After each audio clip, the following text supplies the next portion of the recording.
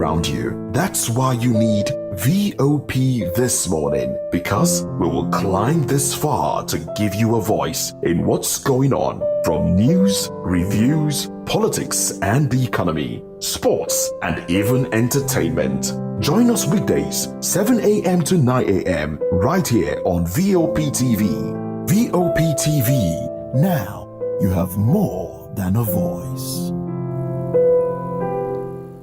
Well, a rogue senior operative morning of the starts, state's make sure to look security around. service, SSS, on Tuesday allegedly made boast of his close ties with President Bola Tinubu as he brutally attacked civilian lawyer Douglas Obankwa, now the principal staff officer, PSO, of the SSS Edo State Command, together with at least 7 additional rogue operatives, bragged they were at liberty to do as they pleased because they had the president's support, even if it meant violating citizens' human rights, according to Obankwa's account of his brutal ordeal with the SSS agents on Tuesday.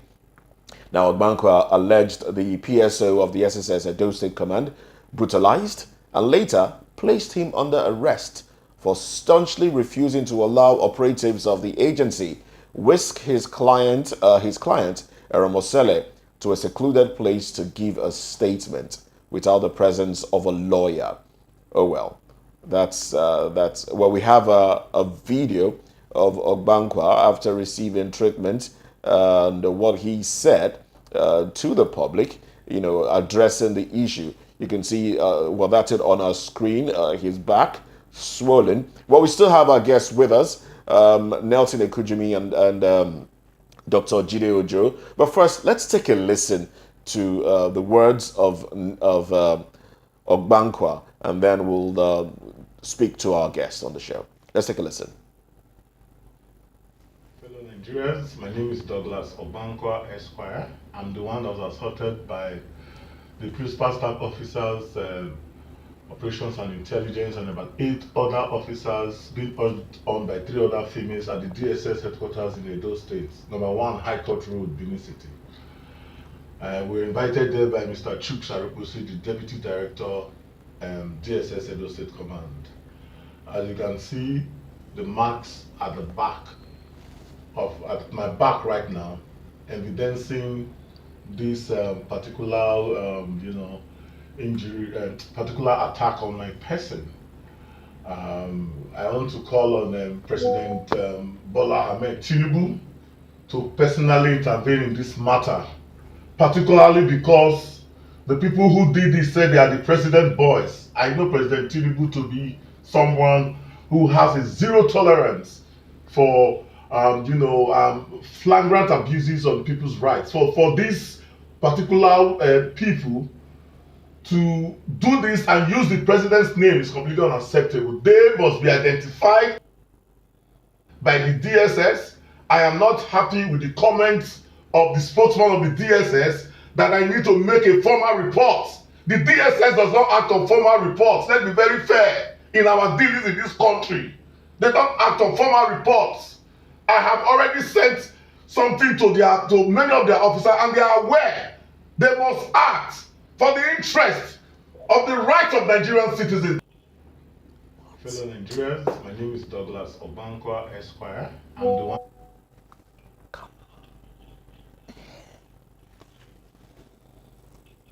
All right, then. So that's it. Those are the words of the lawyer there, Bankwa, in the hospital.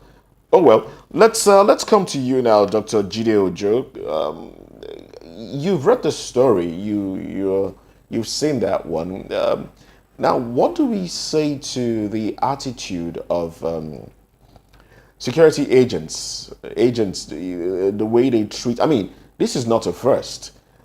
This is not a first. We've also seen cases where the police will tell you, look, I will shoot you and nothing will happen. I will kill you and nothing will happen. We've had cases like that over time. But this is of concern because now it's not just about saying nothing will happen. This is about, linking themselves, this particular PSO, saying, look, we are the president's men. And if you go ahead and report nothing will be done. That audacity. What do you make of that, please? Thank you very much, my brother. Let me first clarify that I do not have a PhD, so I'm not qualified to be called a lawyer, and I do not have any honorary PhD. So I'm simply Jide Ojo. Okay. But having said that, uh, the issue with DSS amounts to executive recklessness. And like you rightly pointed out, it's not today they've been doing this. We recall that way back in 2017, the reason why the then acting president, Yemi Osinbajo, removed DGDSS, Lawal Daura, from office was because of this same, act of impunity when they invaded the National Assembly. I hope you recall that. When the DSS invaded the National Assembly and prevented National Assembly from sitting for whatever reason then. Even much recently, in the case of Godwin Emefiele, recall that there was a day some couple of months ago that another drama happened between DSS officials and the officials of the Nigeria Correctional Service, formerly prisons, over who should take custody of Godwin Emefiele. And, only God averted a bloodbath on that day as officials of DSS, molested one of the senior staff of the correctional services. We have also seen scenarios where DSS invaded the home of about 7 or 8 judges some years ago in the dead of night, breaking down their doors and humiliating them and dragging them into custody. That time, I think it was Mrs. Marilyn Oga that was the spokesperson for DSS.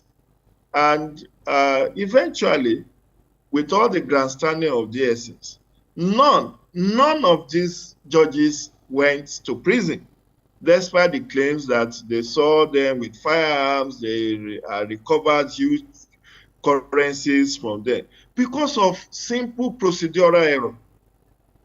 Judges are to be dealt with by the National Judicial Council.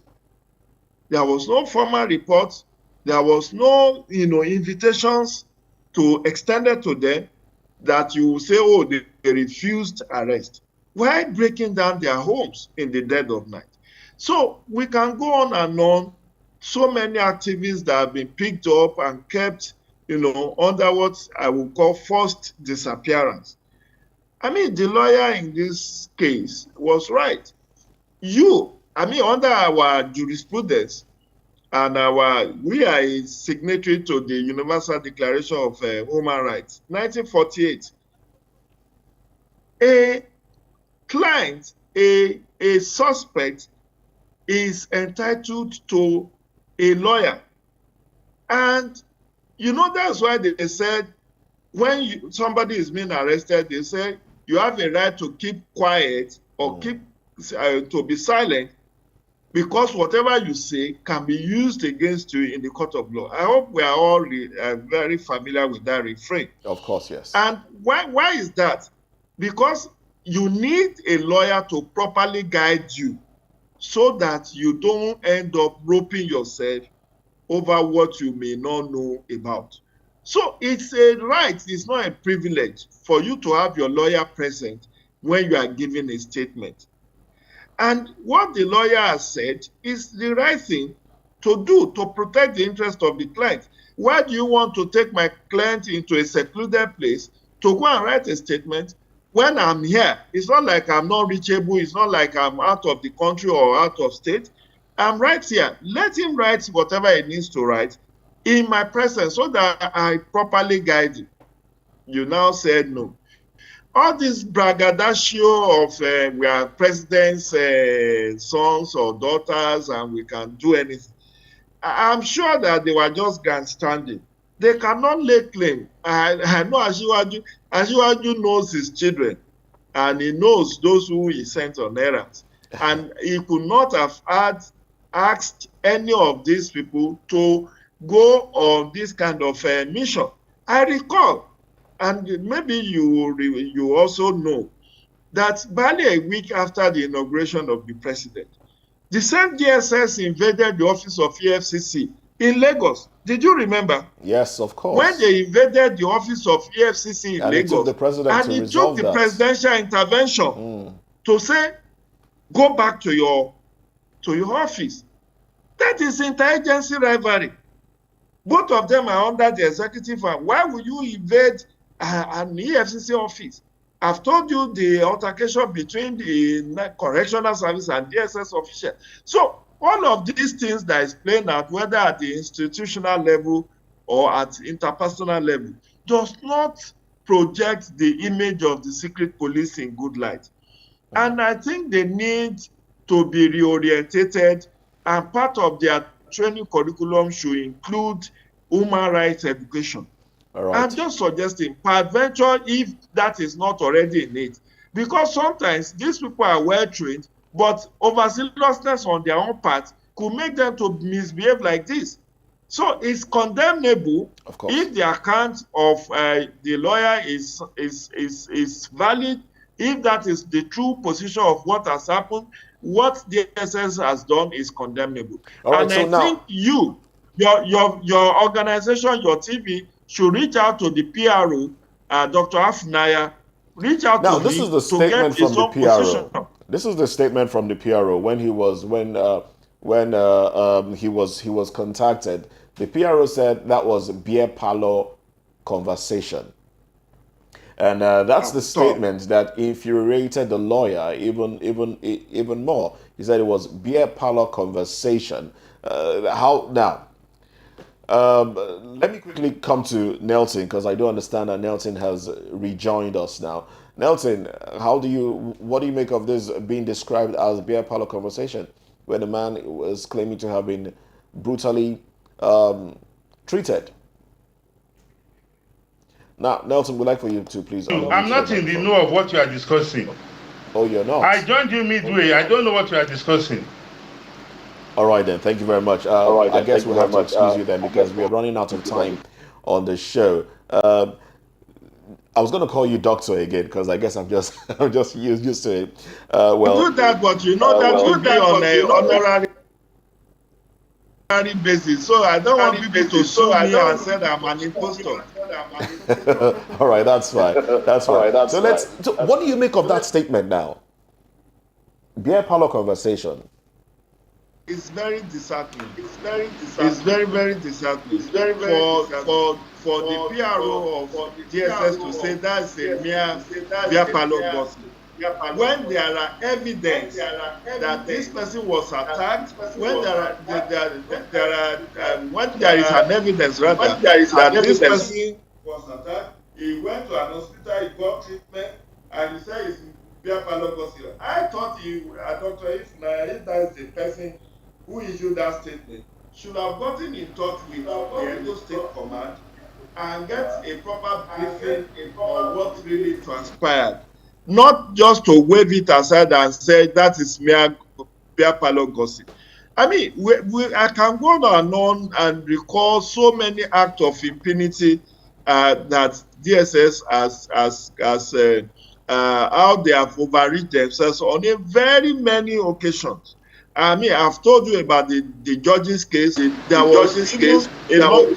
the case of Sowore Omoyele over his allegation of calling for revolution, and how he was dealt with. There was a case of one guy in Bayelsa, I've forgotten his name, who was kept incommunicado for many years. What is his name now? Is it Bayelsa or either Bayelsa, Rivers, or Delta? The guy was in DSS custody for many years until when luck smiled on him, somebody saw him and came out to say, the person you have been looking for that you have declared missing is actually in DSS custody. I've forgotten the name. He was an activist and was roping on issues around one publication or the other. So, I mean, we need to have a new image for the Nigerian Secret Police, which is called, it's actually SSS, State Security Service. I don't know where why they now defer to themselves as DSS, because that's not what the law setting up SSS talked about. They are not Department of State Security. They are actually State Security Service. So, but whatever nomenclature they decide to give to themselves, like NFF and NFA or stuff, the most important thing is that they need to govern, they need to act in accordance with rule of law. And rule of law is very, very clear. One is supremacy of the law. Two, equality before the law. Three is fundamental human rights. And fundamental human rights of Nigerians is not a privilege, it's a right. That's why it's called fundamental human right. It's not a privilege that you enjoy, it's a right. He who alleges must prove. If you say somebody has committed a crime, is entitled to having a lawyer. This man has exercised that right to have his lawyer present while he makes statement. You say no, he cannot make statements in the presence of his lawyer. What kind of act of impunity is that? So I think I will call for DSS to please, under this new leadership, let them reinvent themselves. Let them rule. I mean, nobody is saying that they are not needed. We need them. And they have been doing many great jobs in terms of helping to curb issues around insecurity, around quelling insurrections and dealing with all manner of security challenges. But then these few instances of excesses, this act of lawlessness is condemnable. It's not something that they should allow to overshadow their great efforts and great achievements in other areas. So they should call their officers who are overzealous, they should call them to order. All right, then. Before we let you go, let's have a few more questions. Yes. Thank you for your answers and your submission so far, Jide Ojo. Thank you. Finally, before we go, still on this particular topic, this is not the first time that such an abuse or such a brutalization or assault will be carried out against a citizen of the country, or against a law, against a legal representative. Now, is there a need for reforms or changes within the law enforcement system to prevent abuse of power? How can we raise awareness about the importance of respecting human rights and professional ethics among law enforcement officers, so that incidents like this are not reoccurring, and so that the public's view of law enforcement officers will be one of trust and not one of distrust? Thank you for that loaded question, my sister. I wish I knew your name. But the most important thing is this. I think we need to have infused into the training curriculum of our law enforcement agencies, this issue of human rights education. It should be a core course for them to pass before they will graduate, whether at the constabulary level or at the cadet level or at the senior level. When you are robbed of human rights, what reigns is anarchy. And having said that, the other thing that needs to be done, I'm happy that the person that has suffered this injustice in the DSS is a lawyer. He needs to press charges. By the time he pressed, yes, it may take years before judgment will be entered, but he will have done the society a world of good by pressing charges. Let them come and, he has all of the evidences. By the time he sued them and he gets a monetary award against DSS, and they are made to pay, then I believe that they will start calling their officers to order. The other thing is for us to continue with this kind of public enlightenment. And I need to appreciate the Voice of the People TV for bringing this issue to the fore. Because, in times past, issues like this are swept under the carpet and people are intimidated, people are afraid to speak out. Unless we speak out, You know, somebody said they came for the Jews. Because I'm not a Jew, I didn't join. They came for the Germans. Because I wasn't a German, I didn't join. They came for the Americans. Because I'm not an American, I didn't speak out. But the day they came for him or her, nobody speak out. Nobody was able to speak out because he never spoke out on behalf of others. All these things that we are trying to do, trying to raise awareness, trying to call for law and order, is meant to have better society. This is a democracy. It's not a military junta where anything goes, where you can act with impunity. So it's good that the media, and I will ask the civil society to join the fray, to also, I appreciate what organizations like Socioeconomic Rights Accountability Project, SERAP, is doing there in Lagos. If we have more organizations like SERAP that will take up issues on behalf of the people, on behalf of the masses, and go to court to challenge this kind of thing, it will also help deepen our democratic project. All right. Now, before final thoughts now. This has been about third or fourth finally. No, this is the final one. This is the final one. Final thoughts now.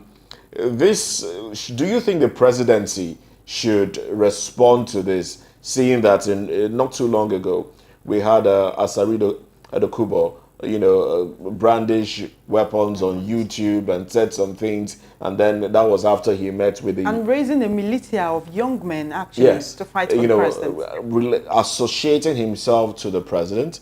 Well, we don't know the relationship between them. And now we have the DSS saying we are the president's boys.